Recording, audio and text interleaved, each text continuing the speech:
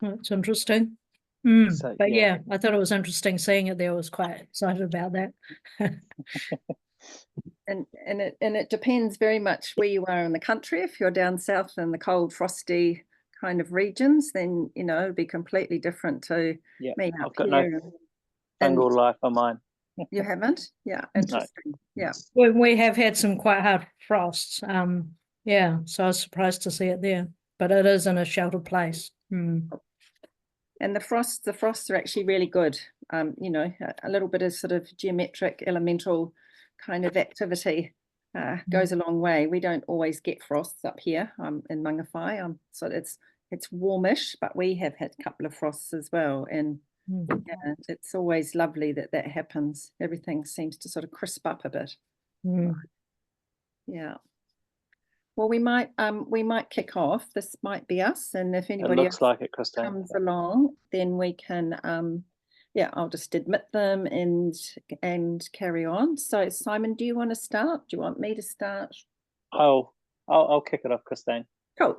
So on the back of last month's conversation around the CPP, what it is and what to do with it, there was a few questions come off the back of that of actually exactly what do we actually do to make one. So the idea was, as it's the last month of winter, we're going to spring. Even down here in Central Otago, we're starting to get things happening. Fruit trees are starting to bud up. Even some almond trees are starting to blossom. So we're on the way to spring down here as well. Versus the North Island, it's probably already been in spring for about 2 weeks. Sorry. So making CPP, the two key starting factors is whether you use a half wine barrel, which has got the oak staves that you put in the ground, or use bricks, which are the two normal standard materials used to make a pit in the ground somewhere. It can be either covered in a dry area or uncovered, but then if it's uncovered, you put a cover over it to stop the rain getting in, because the manure holds its moisture really easily. So once you've a half wine barrel is actually really good because it's a nice volume, and also the nature of a barrel actually it completely removes the incursion of any tree roots to be able to get in. The only way the tree roots can come in is they come in underneath. Usually, if you're going to use a wine barrel, you'd leave the top metal ring exposed above ground level, sort of say 3 inches of the lip above ground level, and then that also helps avoid any incursion of roots coming in over top or underneath for half a wine barrel. With the bricks, it's usually about 4 bricks wide, 4x4 square.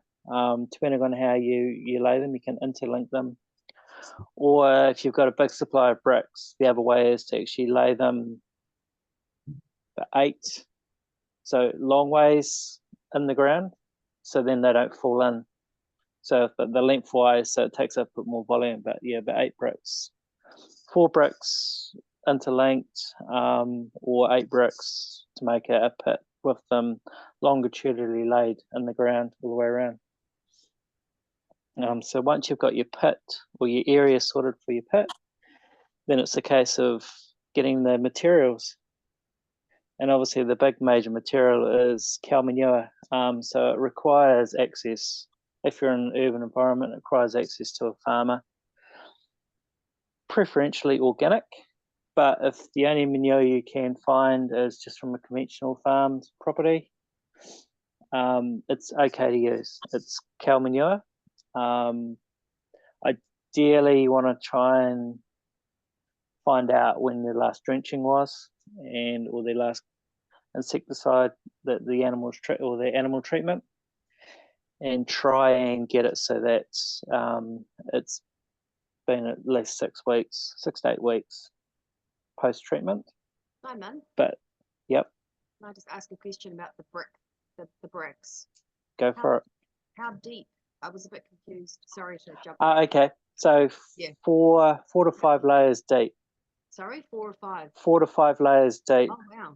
So it's quite deep. To give enough volume. Right.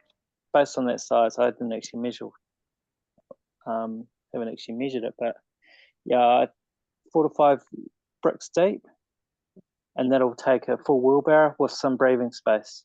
Yeah. And it'll give you at about the right depth for it to turn nicely and give enough volume to actually have something at the end to utilize as an energetic substance. I made, could I just say that I made my brick pit 30 centimetres deep. Okay, Right, that so would have it's been would 4 be five, bricks, would it? 5 bricks. Yeah, good question. Yeah, I'm I pretty think sure it was, going by your photos, I'm pretty sure it was 4 bricks deep was your pit.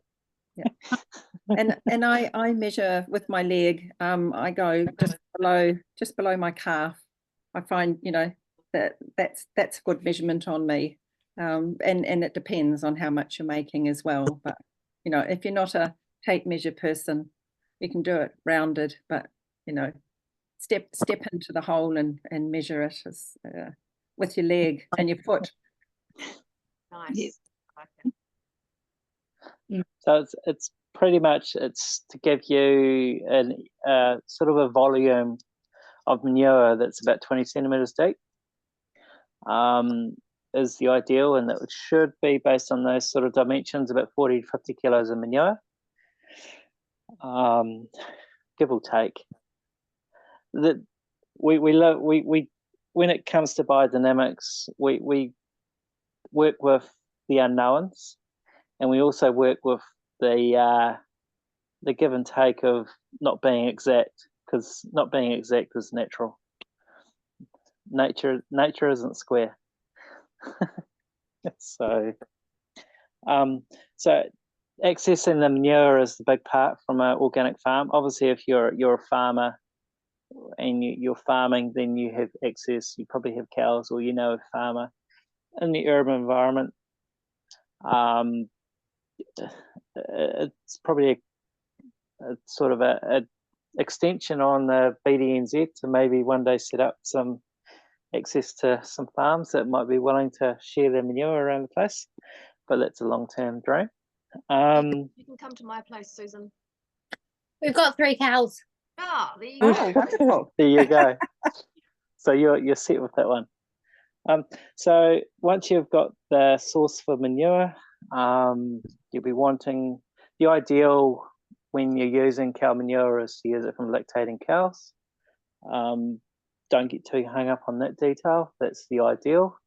We all have, in BD, we have a place that we like to work to the idyllics, and then we have a place that we work to what we have in front of us and what we can utilize. So then you have your manure, say a wheelbarrow load, 40 to 50 kilos. I find 3 20-litre buckets gives you around 50 kilos of manure. And then you have eggshell and rock dust. I'm going to let Christine give her dimensions of the amount of eggshell and rock dust.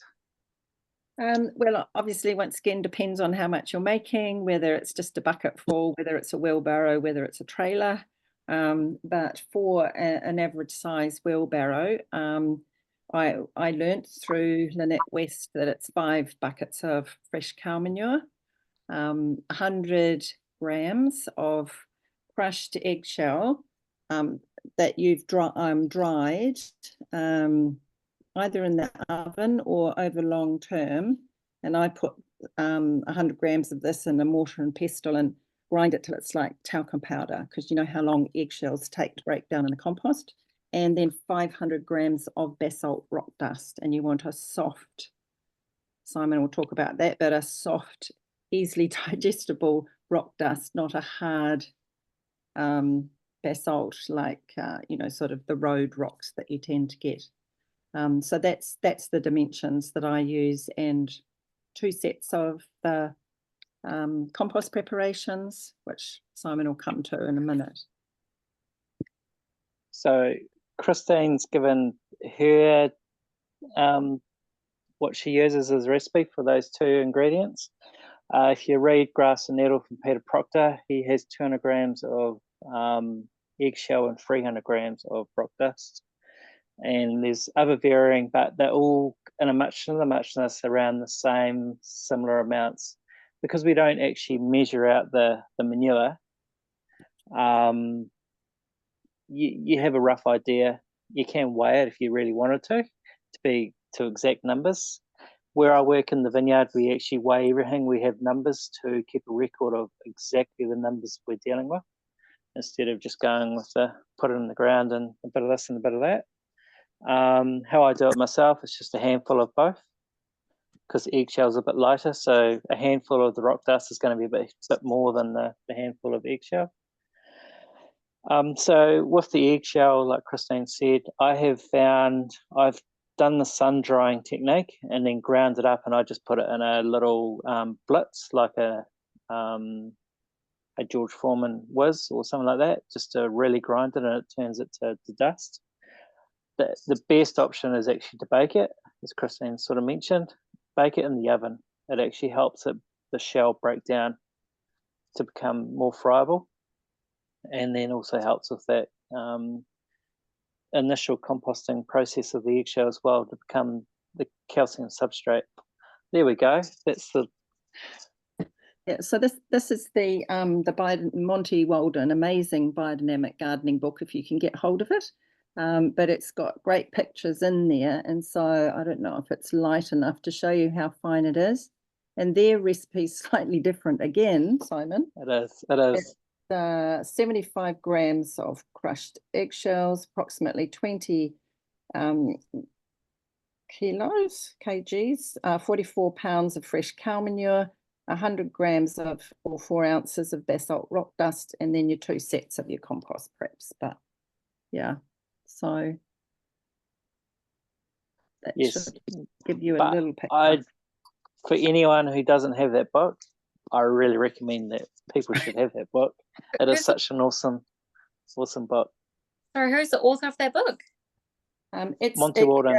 Yeah, so it's put out by Wellada UK. It was reprinted. And Wellada New Zealand had copies for $25 last year. Unfortunately, they've sold out, and we're trying to get some more. But apparently, you can buy it on Amazon if you support Amazon for around $50. I think Just that looking is now, for a hard copy. 27 it's- on Amazon. Is it? How much is it now? 27 on Amazon. Oh, good, great. Oh, they must have come down. But Is it US dollars? Yeah, I don't know. Yeah, Yeah, so it'll be might be US about dollars, 35 or something. because you can get it with Fish Pond as well, which is a New Zealand-based online there we go. store. Prices are like Or the 16, Nile. You can get it in the Nile, and it's about $55, $60, but it's worth every cent. It's Anyway, great. it's a whole new discussion in itself. I What know. books are great resources? The rock dust is an interesting topic that's been a bit of a topic for the last couple of months on social media platforms around BD and stuff, of where we source it from. Seacliff Organics up in Waihi, or up in the North Island somewhere, they provide a high paramagnetic andesite rock, which is basalt. It's volcanic rock. I haven't sourced this one myself, but I would consider it probably one of the better ones to source.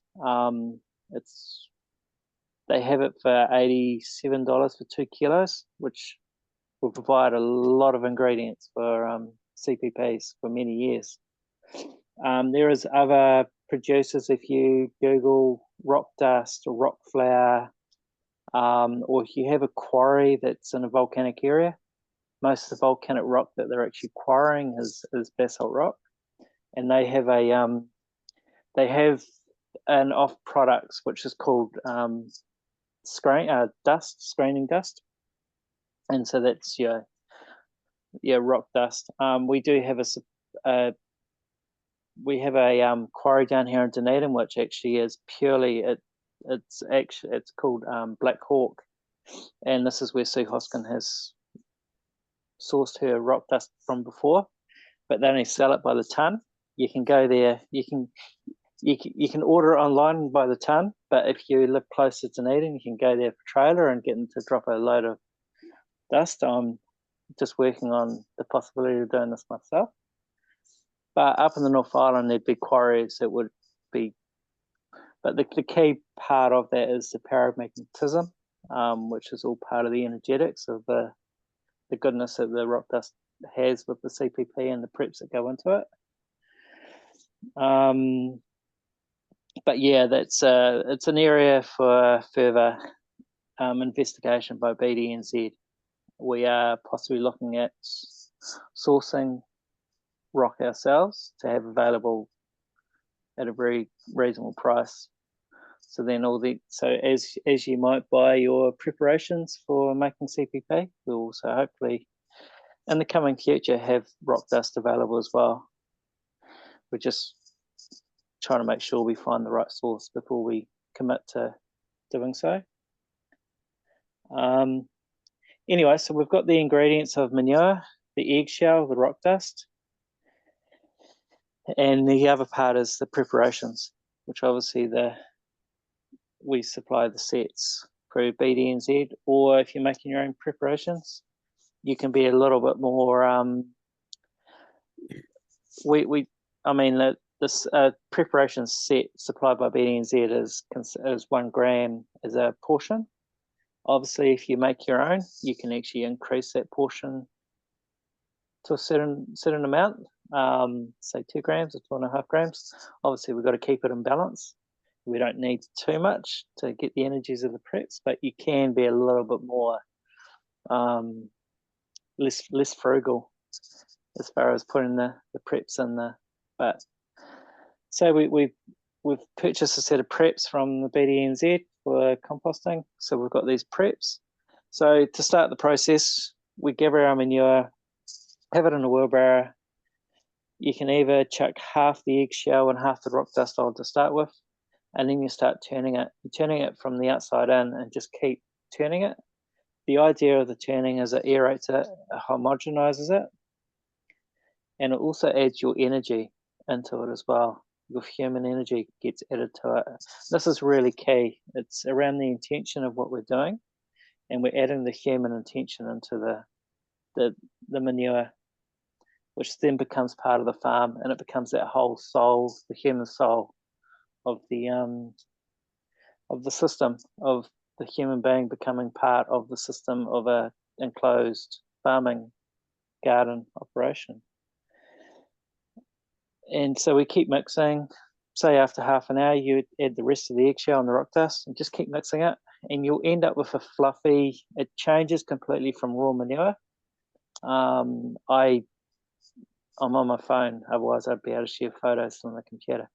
And Christine is just showing some photos there, but it changes completely to almost like what I want to call a souffle consistency, depending on the moisture. Some go for a bit wetter, some go for a bit firmer. If it's firm, it's harder to turn, but it helps with the overall composting process of the manure later on if it is a bit firmer.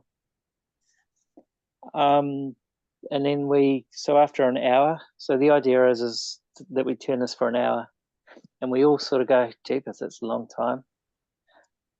But anything that's good in life doesn't come easy. And it's also the sun rhythm, Simon. It's a portion of the 12. Yes, that's correct, Christine. Thanks for reminding me of that one. Any questions up till now? How do you turn it? Because Okay, so in a wheelbarrow, you can even put it straight in the pit and turn it in the pit, but the wheelbarrow gives you a bit more area to work with. It can even be on a trailer when I've done commercial volumes. A spade. And you just use a spade. Some use their hands, some get in there with their hands and actually turn by hand. Like making sourdough bread. Yeah, but you use a spade. Like it doesn't have to be on a wheelbarrow. It can be on a trailer. It can be on a cover on the ground, just somewhere where it's kept contained within an area. And you just use a spade and you just turn it back and forth, and just turn it from the outside in and just chop through it, turn it. The idea is get full mixing of it, full aeration into manure. And so Susan, what some people do if they put it on a table or on the ground, that you have 2 or 3 people, so it's kind of like turning, and then you move around and the next person comes, and so you're adding quite a lot of energy. If you're doing it yourself, it is a hard thing to do alone, but you know, at the same time then do a smaller amount, and maybe, you know, so it's just that folding and kneading and pressing until it gets lovely and shiny, like concrete does the more you work it. So yeah.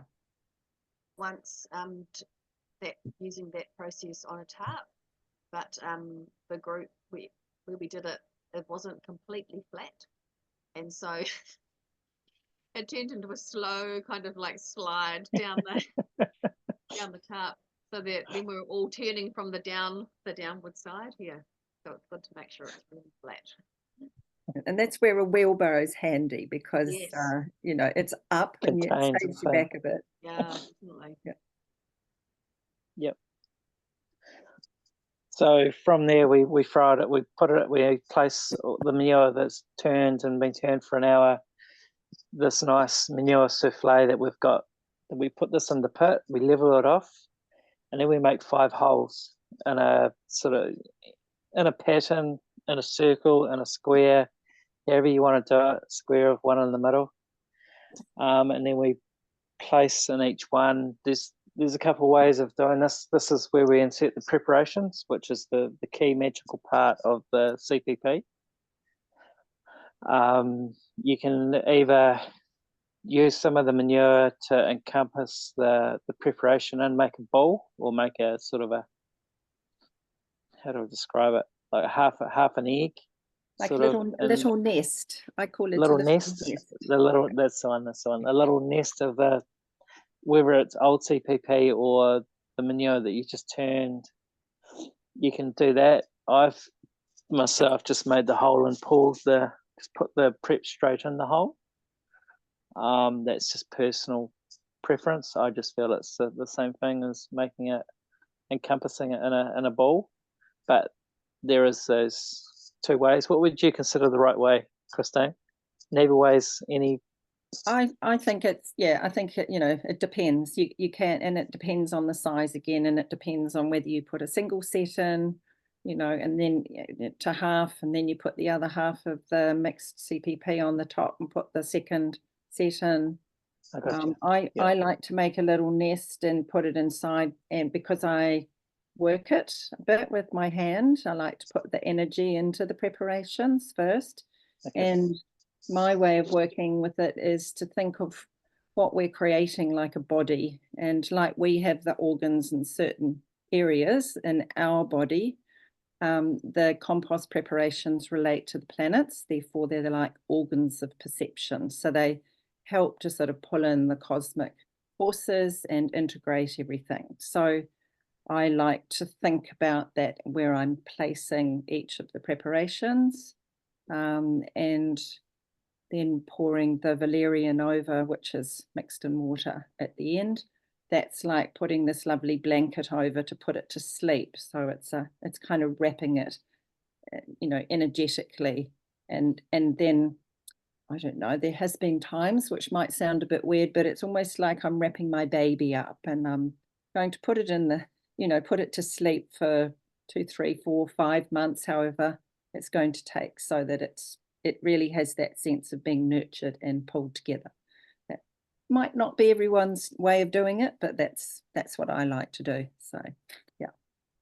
No, that sounds really good, Christine. So yeah, so there's those 2 main ways. Is you can, so the idea of the holes is the holes are made to have their own space. So then the preps, when they're first set in, before it gets turned in a few months' time, they individually work in their own space, and then over time they make the connections. The valerian in the middle hole is stirred for the 20-minute stirring in warm water, the same way as you activate valerian for any other reason. So you pour some of it into the middle hole, and then that valerian, and then you splash some more of the contents over top. And then the other bit that we haven't described is the potato sack, or the Hessen sack. And the idea is you wet this as well. And what I've been told with the valerian is that the valerian is, because it's connected to the bloodstream and the vascular space, that it connects it acts as the connector, the grand connector of all the preps, and helps gather in all the energies, and as Christine said, rips it like a baby. And also it's the same sort of describer. It's the Saturn forces, so it's the warmth process, and because all the planets have a different energetic effect and all the preps, I don't know if you can see this here, but this little diagram here in the biodynamic guide is actually really helpful for having that sense of how the planetary energies play into the plant world, well, into everything, into the earth. But there's the outer planets and there's the inner planets, and they all have different qualities, which when you're beginning might be a bit too much.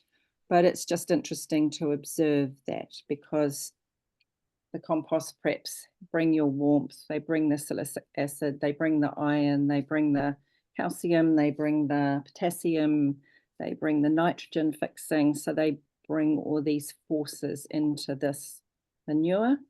And so it really is can be quite a cosmic experience in that sense, so that everything's coming together in a nice balanced package. Yeah. Too much woo-woo for you, I know, Simon. No, not at all, Christine. No, definitely. No, I really love that guide. The Brian Keats guide is such a base.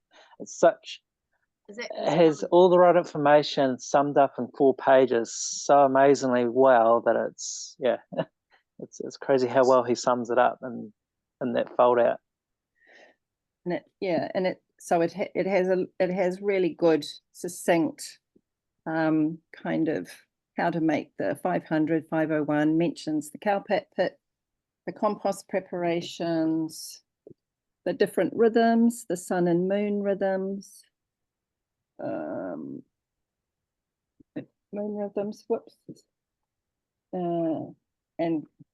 yeah, just got lots of really good information in it. And the great thing is that it's what do you call it when it's covered? It's yeah, you can take it outside with you and get it covered in manure and dirt, and it doesn't get all kind of wrecked like a book does. So it's laminated. Laminated. That's the word. Yep. Thank you.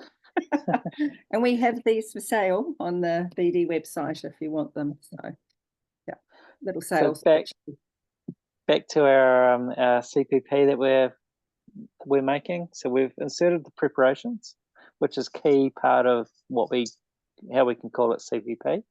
It's the cow pit preparation, or barrel compost, or manure concentrate. So we've done all this. We've put the preps in, and then we need to cover it with ideally an untreated wooden cover or a piece of tin or something if it's outside. I have been part of places that have actually made these pits inside a covered shed. The key there is sometimes the moisture. There's some rainwater does have to get added depending on the drying of the environment, or if there's enough environmental moisture, there's no need for any extra moisture added. The one I have at home here, I've just got it's in the garden, it's just covered, and it stays plenty moist, and it doesn't get too wet, luckily. And then the next part to this is whether we want to turn it or not. The idea is to let it be for at least 4 to 6 weeks. Just let it do its own thing, to let the prep start to radiate out the composting energies and working on that manure from the inside out or the outside in. And then if we get to that point where we feel we want to turn it, it's just a quick aeration, quick fluffy. You don't need to put too much into it. Just turns it, mixes it, and starts homogenizing the manure to become one. Otherwise, what you can do is just not touch it at all and just let it just completely turn on its own accord. There is, as was spoken about earlier on with Nicola, she's noticing all the fungal bodies that are growing. And this is all part of it. This is the active biology that CPP provides, along with the energy of the preparations. There we go. This is what it looks like when you don't tip it on your computer. When it's finished. It's always hard to show. In the end, the key to it is it's actually it's a very simple sort of process. I hope we've pretty much covered the making of CPP. There's one other thing that if you're in a garden and you haven't access to, you don't want to make a lot. I find a terracotta or clay pot, unglazed, preferably the ones with the lips on them, and you can smash out the bottom so that you can dig a hole somewhere in your garden bed and sit that terracotta pot that you can actually make a little cowpat pit in there, and then do the same thing with a piece of hessian or whatever, pour the valerian over the top, and then just put a piece of wood, so that you want the lip up above, not level with the soil, but above the soil, and that will work really well as well.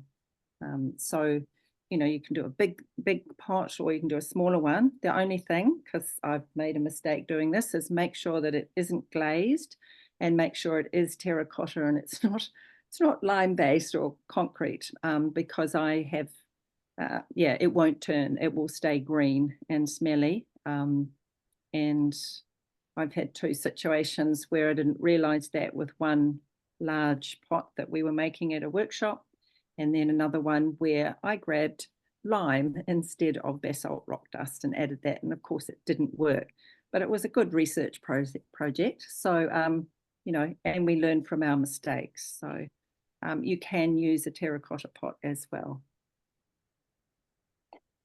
The only other part too, I forgot to add to this, as it's sort of an extra, or the extra added, the bonus is you can add another set of preps sort of at that 6 to 8 week stage. Yeah. And this really helps make it into a manure concentrate, or a full preparation carrying substance that's concentrating the preps within the CPP, to then be able to put the energies of the preps out across your land when you use the CPP in the ways explained last month. So a second set of preps. I haven't done this only because I'm frugal myself, and I probably should add another set to mine just to give it that extra boost. So yeah, there is that can be done. There's options, and some people put 3 or 4 sets in. If you're doing, like say you're doing acreages and stuff like that, then obviously you would put more in. It is completely overkill if you're just doing a very small one, or even a wheelbarrow full. I think probably 2 sets is a good thing to aim for. But at the same time, I've made cowpat pit for years and it's always worked with 1 set. So, I don't make a lot. But the other thing, Simon, would be maybe I can show people the stirring of putting in when you mix the cowpat pit and how long you stir it for. Do you want to talk about that? And then I can show everyone. Okay, yeah. So once we've made our CPP, this is an extension on what we discussed last month. Sorry, I got dust in my eye. The stirring of it can be, as described, anywhere from 10 to 20 minutes. And it's just stirred in the usual rhythmic process in warmed water. That's if you're using it for seed drenching, spreading like 500, spreading it across the land, or you can also use the solid substrate as a ingredient in potting mixes, etc. But so the part with the stirring of it in the warm water through the vortex process, vortex back and forth, is to enliven it and activate it.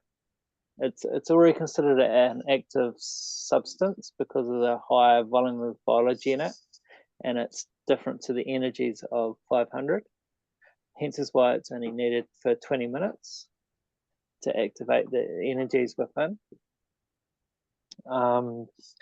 And Christine just wants to describe to you guys about massaging it into the water is a key part of imparting the human energy and massaging it, and then so it's introducing it to the water that you're then going to stir, and it's I'll let you carry on with that one, Christine.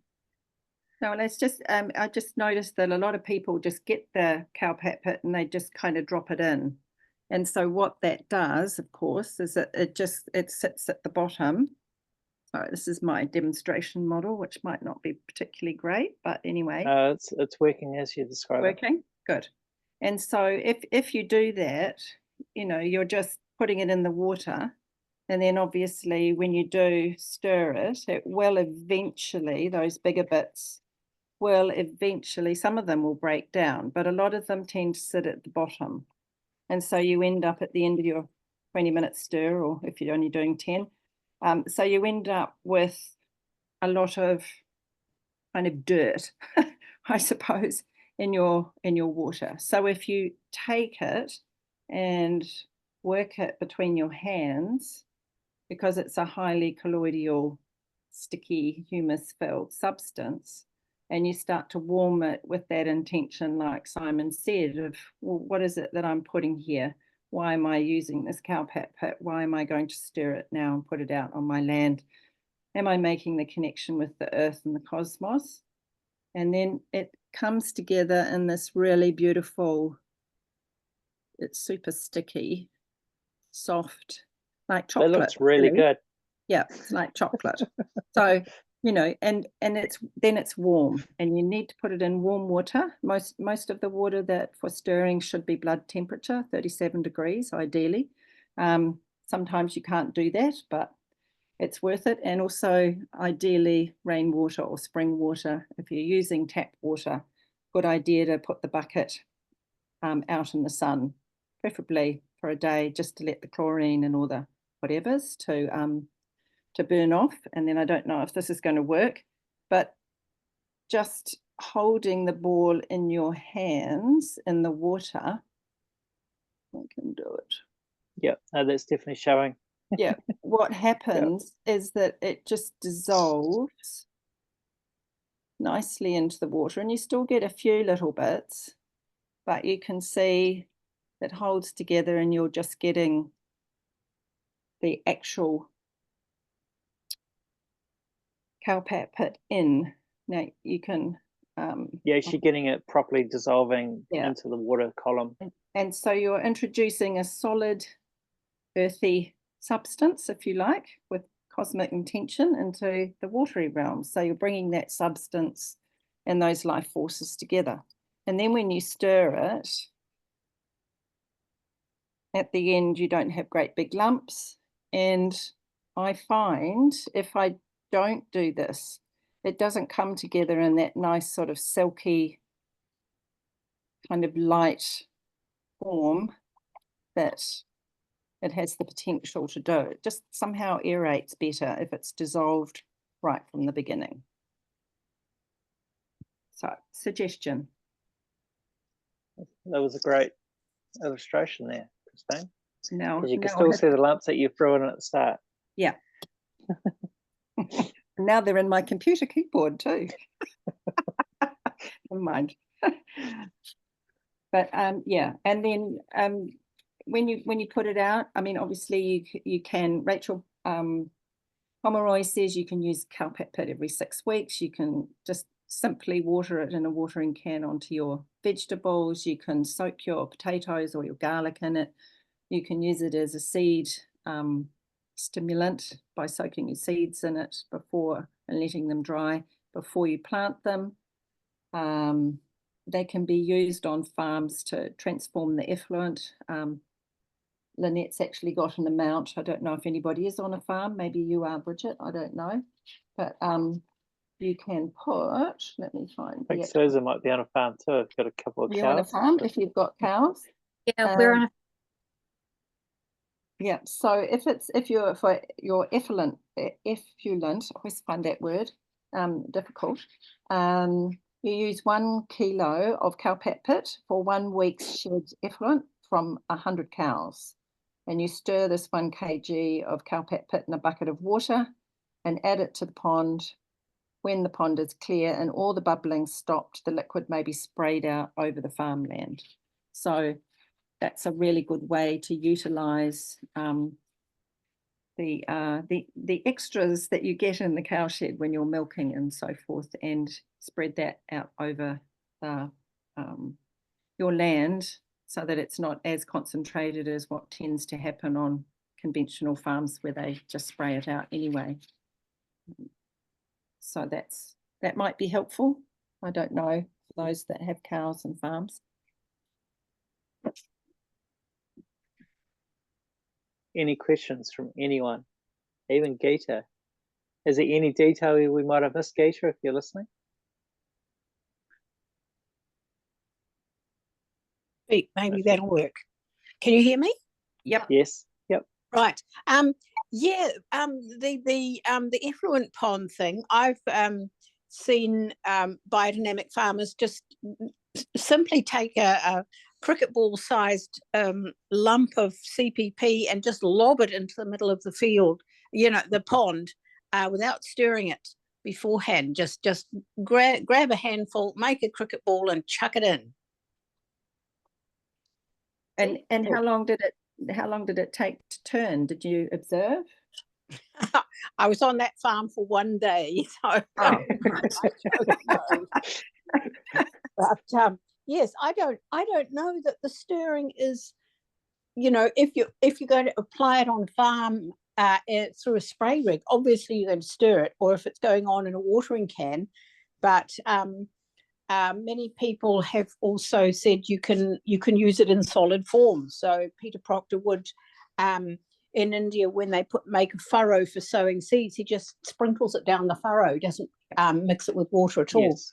Yeah. Yep. So So you can do that. yeah, Yep. I think there might be many times when actually, if you say, for example, what I do is if I'm preparing a new garden bed and I put the compost on and any other additives I want to put, and then I just sprinkle a very small amount of CPP direct, the solid. I don't even stir it. I just sprinkle it straight onto the compost and then turn everything under.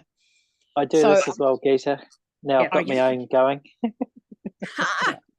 And that's it. And I think, for people starting off, this is a really easy preparation that anybody can make. And then you've got it ready there. And if you haven't got compost, you can use it instead.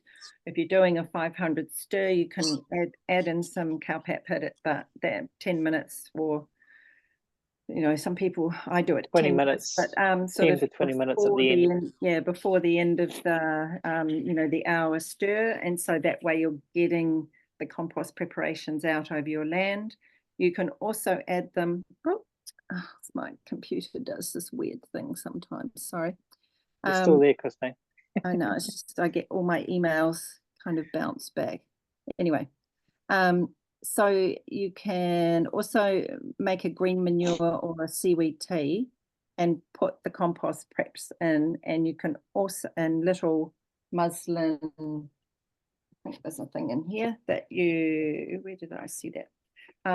That you can help to get the compost preparations into, yes, here we are, into seaweed tea or nettle or comfrey tea or weed tea or whatever, and you can just hang them like sort of on a little cross of wood. And some people just put some cowpat pit in as well, or else add it in a little muslin ball as well, and just leave it in there. So you're really activating your weed teas, your seaweed teas, your comfrey teas even more with the compost preps. So and that's I just want to add to that detail too, Christine. That's actually even part of Demeter, where if you're using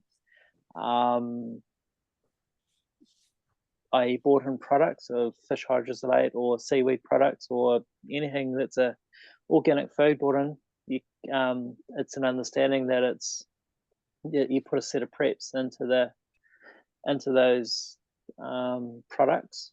It's what I'm pretty sure it's a sort of a demo, or it's just a driven standard thing to do to influence any food or organic food that you're going to be putting into a Demeter farm that has the prep energy. Is my understanding. Yeah. But yeah, the CPP for me, we do it in a stirring process to help it be able to be expanded across the land. The ideal for me would be actually to use it as a solid turned into the soil. It's going to do a lot more, but the idea of liquefying it and dynamizing it in water is to help spread a little bit, a long way, depending on how much you can make. You're not going to spread one pit across 200 acres as a solid form. So, yeah. Maybe in Australia they're using drones now instead of planes and helicopters to actually spread some of the preps. So I suppose I have no issue with that, as long as they're spreading preps and not something else. Yeah. So the new age that we. Yeah. Any the other things that you can use it for? I've got this really good thing here for rejuvenating fruit trees. You can use a combination with BD 500 and apply to the cultivated areas under your trees. For plants under stress due to drought, insect attack, or other reasons, a first aid spray of cowpat pit can give dramatic results. The seed baths I've already mentioned, and can also be used as a root bath when transplanting to help with transplanting shock, or for watering in newly planted plants. In your composting, you can use 500 grams mixed in 10 litres of water and spray over your compost as you build it, particularly if you can't get access to manure slurry to add into your compost. And for field use, you can spray out on the field during seed bed preparation prior to the use of BD 500 horn manure. And this spraying is obviously best done during a descending moon phase. Viticulture and horticulture brings in the fertility of the cow manure when no animals are on the farm or garden, and aids in the organic matter breakdown, increases humus levels in the soil, and strengthens plants against disease. So, multi-useful preparation, really. So any questions? Simon's vanished for a minute. Oh, he's back. Yeah, so any questions, anything people want to share about their, Jan, your making of your cowpat pits and things? I'm just a bit unsure about when it's going to be ready. I guess you just kind of got to assess the consistency and that kind of thing, do you? Yeah. It takes it can take anything. The fastest one that I've ever made was 6 weeks, and I don't quite know why it turned so quickly. You've got to think, what's happened last year, what's happening with the weather and the conditions, where are you in the country, blah blah. The longest one's 6 months. Some people leave it for a year, and you can leave it in the pit in the ground if you're not going to use all of it and just take what you want. Some people don't like it when the worms get in, other people do, so it depends, up to you. It will get transformed into more worm casing kind of digestive The substance. usual, sorry, yeah. So the usual understanding there with that one to do CPP right is actually to keep the worms out. Yep. So when it comes around to turning it, if you do see any worms, the idea is to take them out. There is some thought, and this has been past experience through some practitioners, that they actually like to see worms in it because they feel that once the worms exit, that's the worm telling you that it's ready. But it does turn it to a vermicast more than the energy of the cow manure. And Anyway, if carry on, sorry.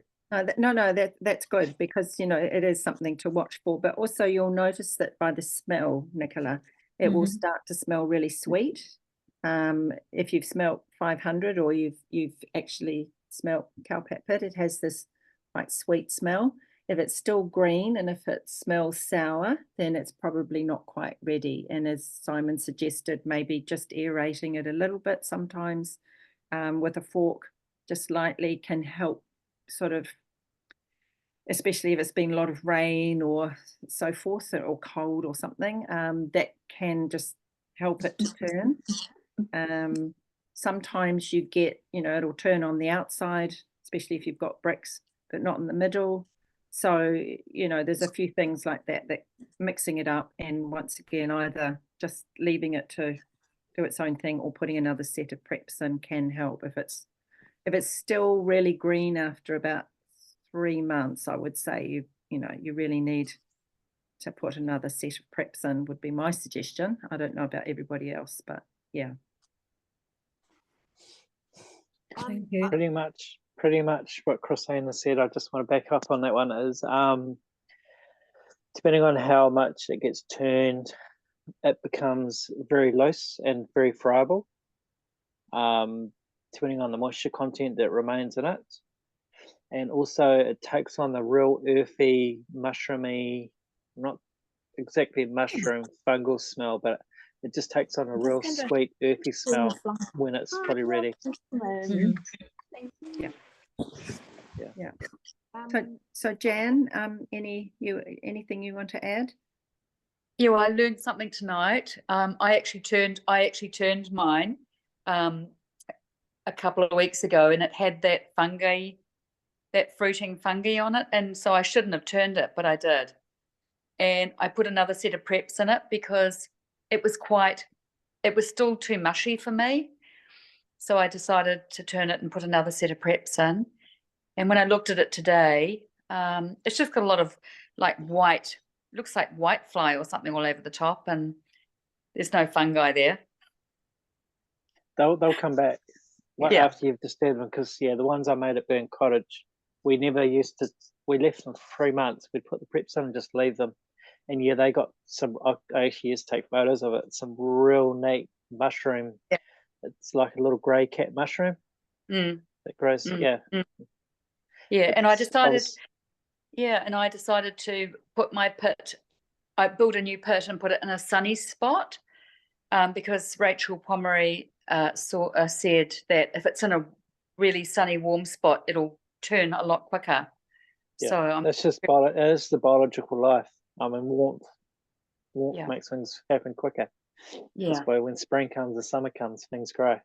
Unless you're in a really hot climate, and then putting it in a shady spot might be a good idea, because it will stop it drying out. So yes, yes, yeah. Where did you source your basalt rock from? This is a big question. It's as much as the cowhorn conundrum for me, is where we get our basalt rock. Where did you get your basalt rock from, Jan? I was lucky that I got it from that Natural Fertilizers in Pairoa. Okay. I heard they closed down, but I managed to track him down because he actually moved his operation to his farm. Okay, the old rock solid, the environmental fertilizers. Yes, environmental fertilizer. Yeah. So yes, Big Called Rock Solid was the product that everyone used to grab. right. So I tracked it down before, he was still operating from his farm, and I don't know what happened after that. The council were trying to cut him down for working, for doing this on his farm. But anyway, I managed to secure a large 40K That's going to keep you going for years. Okay, that explains that one. But yeah, that was the original source most people would use was environmental fertilizers in their rock solid product. Yeah. And I'm pretty sure he sourced his material from the same place that Peter Backus mentioned about 2 months ago. He mentioned about a quarry in Palmerston North somewhere, and I'm pretty sure that's a basalt quarry. But outside of that, I mentioned Seacliff Organics do have their product, and it's also sold at King Barn and stuff. Then there's Herbie, which is organic sort of. They're a bit like what environmental fertilizers were plus added. I sourced one of their products once, which was called volcanic rock dust, but it was a pre-composted product. It had wood shavings in it. It was pre-composted, which unfortunately wasn't pure, but I just sieved out but I haven't quizzed them again on that one because I do notice they also have a rock dust or similar, but there is ways and means around it. But like I say, our bit of a discussion going on at the moment, you're obviously aware of this one, Jan. Bit of a discussion going on at the moment is trying to source rock dust that BDNZ can then supply. But we're just going to make sure that we get the best quality we can, the best bang for buck before we head down that line. And I went to the local Matakana quarry because I know they have basalt, but they told me that theirs is too hard. And Bridget, you might like to check this in because I didn't know where Wainui was, but there's meant to be a quarry at Wainui called Flat Top. And they thought that the basalt there would be about the right softness or consistency for what I wanted. So yeah, maybe when I come down, or if you happen to be going there, I thought, it could be worth taking a trip out there and having a chat to them or getting hold of them. I have got a contact of a name, but Flat Top. Yeah, Flat Top Quarry, and it's in Wainui. So how far is that from you? About 40 minutes. About what? 40 minutes. Oh, okay. Yeah. Cool. It's well. close to you, Susan? Where are you? Winery. I'm new to this area, so I get lost. Just around the corner from where you are. So we'll check it out and we'll see if we can find some. Nicola, have you got some a supply quarry near you, or? I got some quite a while ago, and I think it was from the Herbie place from memory. Okay.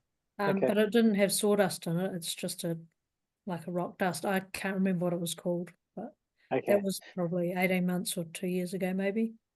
Okay, yeah. So the one I got, they do a couple of products, and the one I actually opened up, I bought it going, oh cool, I've got myself a supply of this rock dust to make my first CPP. This was last year. I opened it up, went to put the rock dust. It's like, what's this added extra that's in there? And I quizzed them on it and asked them. Obviously, they didn't supply it thinking I was going to need it for pure rock dust, and they thought they were supplying the right stuff. But they do have another product.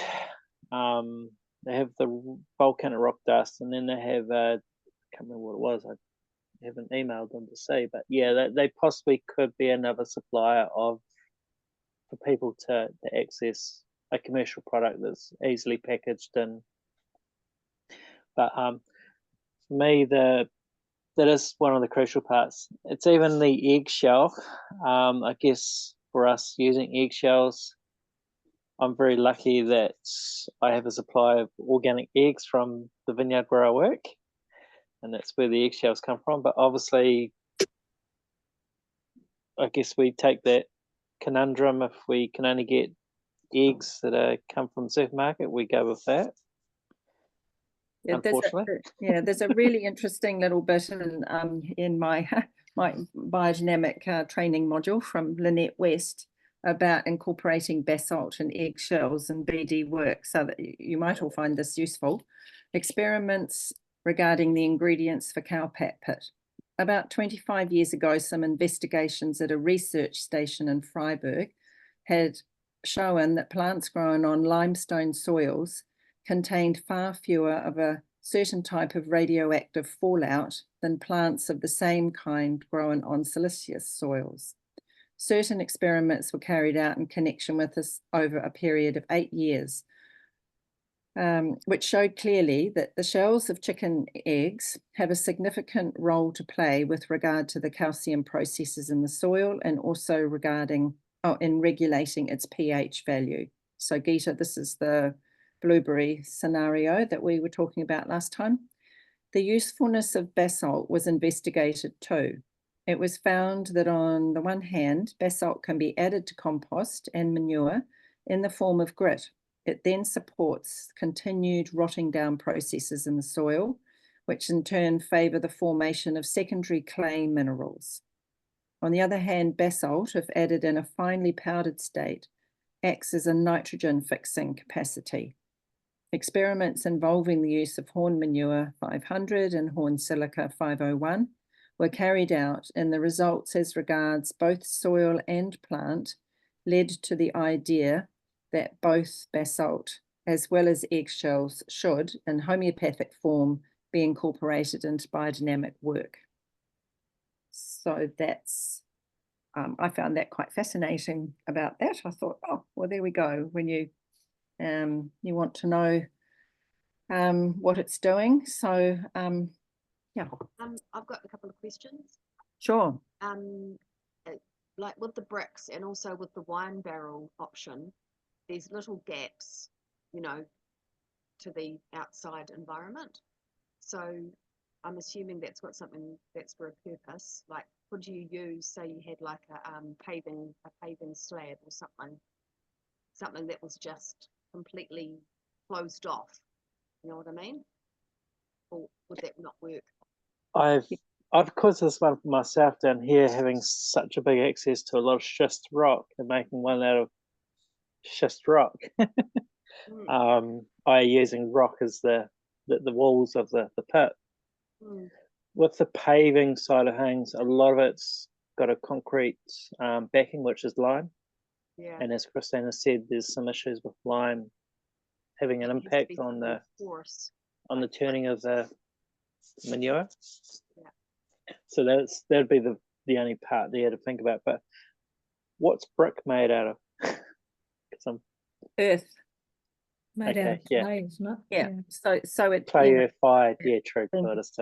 Fired clay. So that's where it's the closest kind of substance, slightly transformed, and especially the old bricks rather than the new ones, because you know, and chipping off any kind of cement that might be on the edge of them is really important. And then when you put them together, you want to try and get them to sit as close together as possible, because you know, and away from tree roots, of course, is always the thing.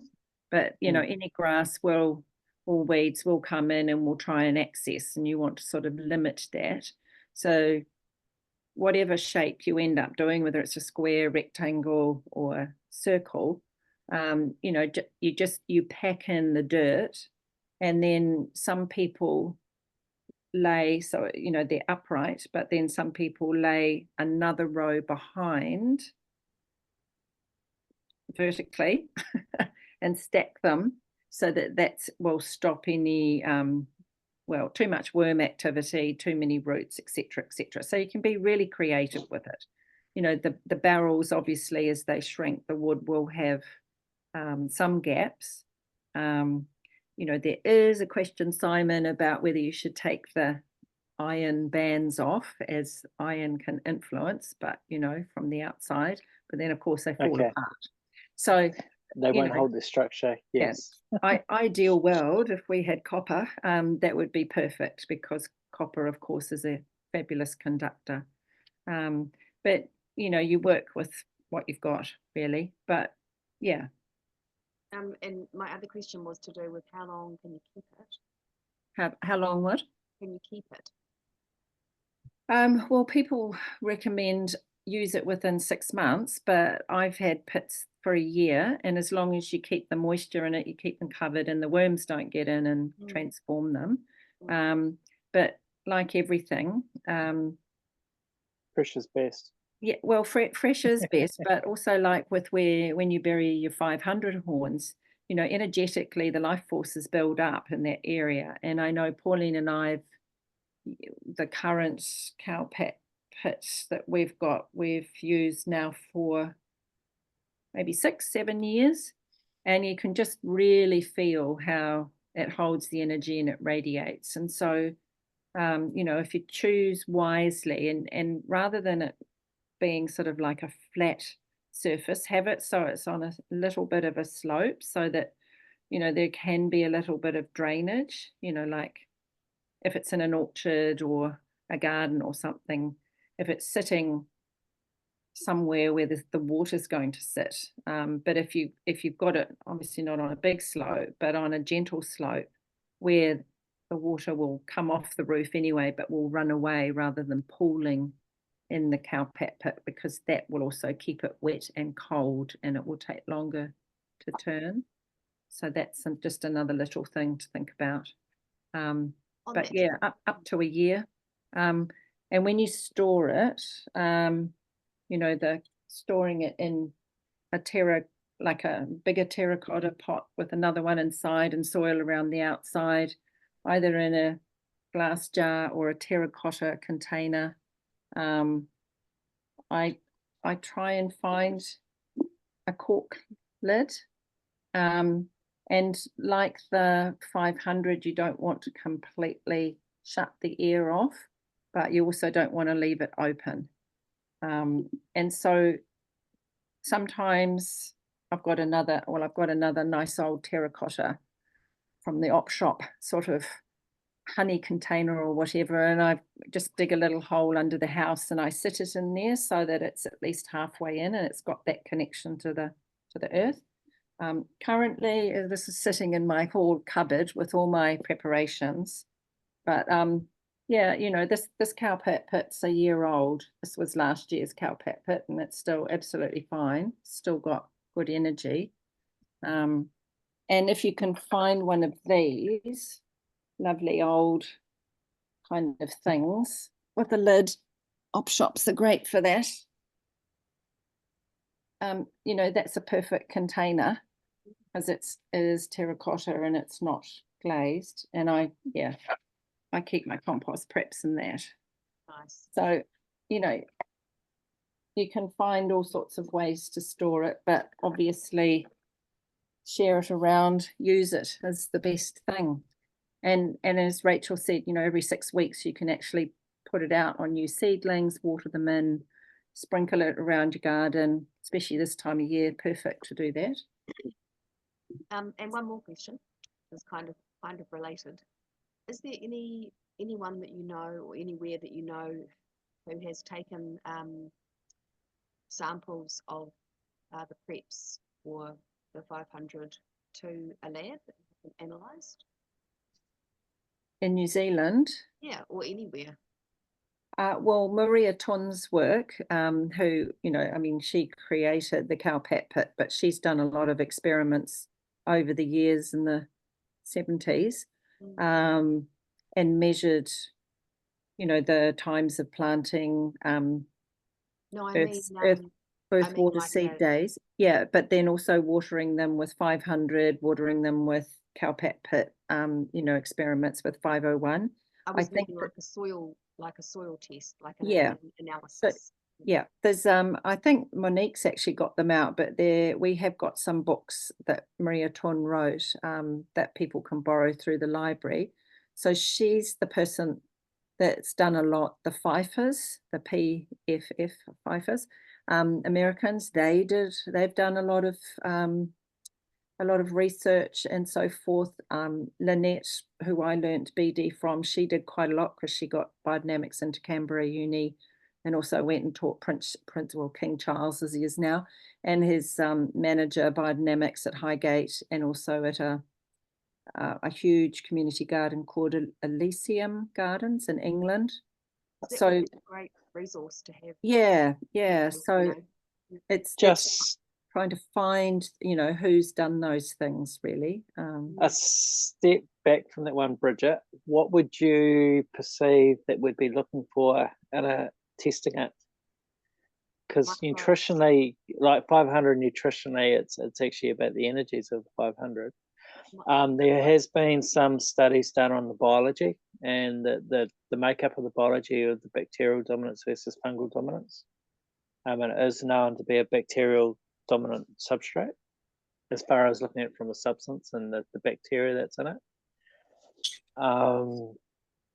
And that's through the viticultural circles. There's an institute over in Italy called the Geisenheim Institute, which have done 20 years worth of BD, and it's actually ramping up over there as well for BD processes and practices within vineyard and viticulture. But where to access that information, I do not know, and I can't speak Italian and stuff, so it's probably all in foreign languages. Yeah, but you could also, the Goetheanum should have something now. They've been doing a lot of research, and also Walada in England, and Waltham Farm, which is a biodynamic biodiversity kind of community model space. That they've done a lot of research, I think. So probably just using the good old Google search. And I think Ross, who's on, what's his surname? Kidiora Trust. What's his name? Jan? Ross. Anyway, he's been doing a whole lot of research recently on the nutritional value of things. God, I can't remember his surname. Anyway, I'll try and remember it and tell you. Is it Vortex? No, that's Cameron. Yeah. Anyway, Ross, is doing a whole lot of research to try and compare organic, conventional, and biodynamics for the and nutritional also, densities. Yeah, and I think Peter Backus and Jill Backus. She's written a fantastic PhD article. Yeah, on some things that she did with, her carrots, her taste the difference kind of thing with carrots and so forth. Yeah, the flavors. Yeah, the flavor differentials. There's little things like that, but I gave a friend 2 years ago, probably the equivalent of, a bowl full of, cow pit, and she grew several rows of potatoes, and she wanted to experiment. So she soaked them all first in the in the stirred CPP, and then she also sprinkled some through the soil. And she came up to me at the market, because she sells crystals, and she said, "You would not believe the size and the flavor and the quality of those potatoes. They were astonishing." So that was great. She'd never used anything like that before, and it was new soil and new house subdivision kind of stuff. So, it does work. Is there any other questions from anyone that's here regarding the making of CPP, the sourcing of any ingredients, or any that we've discussed that you might have a question over? Can you make this any time of the year? Yes. Yeah. Yeah. You can. Yeah. And ideally on a root descending day is always, the one thing to sort of look for, because you're sort of using those earthly forces in the ground, but you don't have to. If you've got time, just go and make it and get it done. So yeah, the correct, what Christine's pointing out there is sort of the correct moan rhythms to work with is a descending phase for collecting and putting it down under a descending moan, because it is an earthly process that we're working with. But yeah, otherwise, just if you have access to manure at the right time is the right time when you get access to it, or your own cows when they're producing plenty. So yeah. Any other questions, Susan, that come to mind? No. Right. Was this helpful? Was it too much, or was it?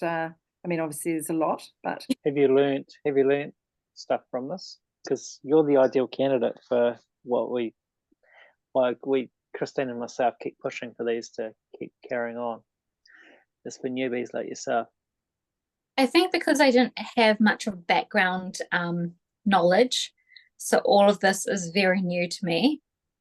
Some of it makes sense, some of it doesn't, but I can go through that with Bridget later and figure it out. I think. Cool. Nicola, was that, I mean, you've obviously made cowpat pick. Did you learn some new things, or was that helpful, or anything that you'd like to know more about? No, I mean, I found it helpful. You know, you just pick up on bits and pieces, you know, the more you listen and, well, you know, interact, you know, you just pick up on bits and pieces more and more as you go along. And yeah, and I mean, you just got to do it. So, and make mistakes and fix them up next time. That's Yeah. right. It's the process of BD, and it's a process of farming. Yeah. I get the Yeah, it's a journey. It's like everything, you know, you learn a little bit, you try a little bit, something goes right, something's not quite right, but yeah, that's the lovely thing, that, you know, just the doing in it gives a lot of pleasure and joy, and brings a lot of, as Simon said at the beginning, your energy into your garden or your farm or wherever you are, and helps with that balance and so forth. So it's that tuning up of yourself as well. I always find afterwards I kind of feel a bit more balanced and sorted out. So yeah. Jan, any thoughts? Yeah, I agree. You learn by doing. You just do it, and then you learn by your mistakes. But initially, it's really good to actually join a few people and make it together, so that you're actually more confident. Yeah. Bridget, any thoughts? No. Geeta, anything? Oh, can't hear you, Bridget. Oh, There we go. it was very interesting, and I've only ever made one, so it's, you know, I'm not that experienced with it, so it's good to hear it all. And yeah. Oh no, I've made two. Yeah, and they're both quite different. So yeah. Cool. Good. Thank you. Geeta, are you still there, or have you gone to your salsa evening? Gone. She must have gone. She salsas on Thursday nights, but it's lovely that you are here, Geeta, if you're still around. So I think we might say goodbye to you all, and thank you very much for coming on. And any thoughts? I mean, next month obviously is the spring equinox, and so we thought that could be a good topic to sort of bring some things to. But if there's any other topics that you would like us to focus on after that, feel free to put something on the, you know, Facebook page, or tell us now, or send an email, or whatever that you'd I'd like to. know how to get more people to come onto these. Yeah, I know. We would too, Bridget. It's so, I mean, thank you, Susan, for coming. I sent a message out to about 10 people, you know, and I just think they would have really enjoyed it. It's crazy. Yeah, and I get so many messages tomorrow. Oh, I forgot it was on, and you think, well, yeah, what can you do, you know? yeah. Anyway, it's Sorry. worth all doing. good. So Could you I've heard that with biodynamics you can get rid of weeds on farms. peppering, yeah. Peppering, that's it.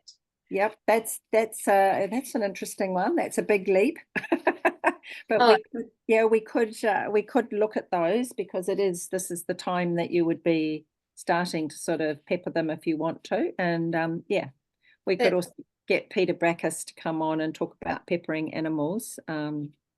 Yeah, it is something that you do as a kind of last resort, but it is possible, and it's, you know, because of the layers, you know, that certain weeds come, and then if you kind of work and observe with them, the so-called weeds have all got different qualities, trace elements that they're bringing into your soil and attempting to balance. So I'll just say this bit, and then you know, the next weeds will come and the next ones will come, and so So there's this whole question of when do you try and get rid of something and why are you trying to get rid of something, which is a great topic for discussion. And a great segue to that one, Christine. Once you get into biodynamic season, you don't see any plants as a weed no longer. You see them for the benefits that the plants give you. We do have like aristia and nutgrass. Yeah, there are some troublesome plants, you're right, but on a whole, you don't see plants like they are a weed, like we call weeds. You'll see most weeds that we consider common weeds as actually beneficial to the growing environment when it comes to BD. Yeah, I mean, it's just aristia and nutgrass that we just have a lot of problem with. Yeah, well, that's a great topic. So we'll work on that for October, shall we? And That'd be amazing. Yeah, and see what we can come up with there for you. Awesome. So if I want to join on the next group, I mean, Bridget will just send me a link, I'm assuming, or is there like a... Or if you go onto the Biodynamics New Zealand Facebook page or Instagram page, Jane usually puts up the link. It's the same link. If you save the Zoom link from tonight, it's exactly the same one. Okay. So all you need to do is to click on that link and it's usually the third Thursday of the month. Some months like this month there's 5 weeks, and so we stretch it out, but usually into the 20 something of the month, just to sort of help with the reminding of that. But if you are a member, you get what's a footnote, which is a newsletter, and so there's a reminder a few days before that this is coming up, as well as a lot of other information about workshops and work days and what's going on and when to plant and do what, etc., etc. So yeah. Can I ask about that footnote? Does that come out as an email? Because I haven't been getting it, but yeah, it does. And so what we've discovered, because a lot of people have said that, one, if you haven't renewed your membership as a that can prevent it. Two, on when you first join up, you have to click on the marketing in order to receive it. And so Jane separated it out now on the website to say footnote. And so some people think that the marketing is, of course, you're getting loads of things, but in order to get the footnote, you actually have to click that on the website. So if you are a member, if you were to go in, put your password in and just check and see, and if you still can't work it out, get hold of Jane, and she'll help you with that, because we've discovered a lot of little glitches along the way that people who are members haven't been getting it. Sometimes it goes into your spam, so check that as well. But okay. But otherwise, get hold of Jane or Joe, and they'll see if they can help you do that. But it should be easier now to do that. So fingers crossed. Okay. Cool. Good. Right. Well, we'll say good night to you all then. And thank you both. Thank you, Christine and Simon and everyone. Thanks everyone showing up. Thanks, Nicola. Thanks, Susan. Along. Thank you. Cheers, coming along. And we'll see you maybe next month. You. Bye.